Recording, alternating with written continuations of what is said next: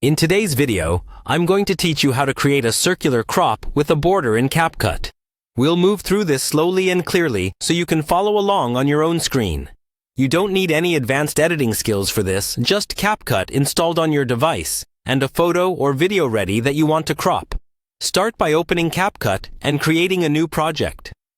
Import the clip or image you want to use. Once it's on your timeline, make sure it's selected so any changes we make will apply to that specific media. If you're working with a video, it can help to trim it first so you're only editing the portion you plan to use in your final edit.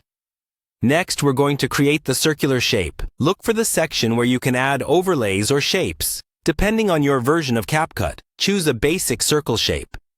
If you don't see a perfect circle option, pick an oval and then adjust its proportions until it becomes a circle. Place it roughly over the subject or area you want to highlight. Now we'll turn that circle into a mask. Head to the masking or cutout tools. Select the circular mask and align it with the area of your clip that you want visible. Carefully reposition and resize the mask so your subject is centered inside the circle. Take your time with this part. Small adjustments can make a big difference in how clean and professional the result looks. Once your circle is in the right spot, it's time to add the border. Go to the stroke, outline, or border settings for the shape or mask, again depending on your CapCut version. Enable the border, then choose the color that matches your style or brand.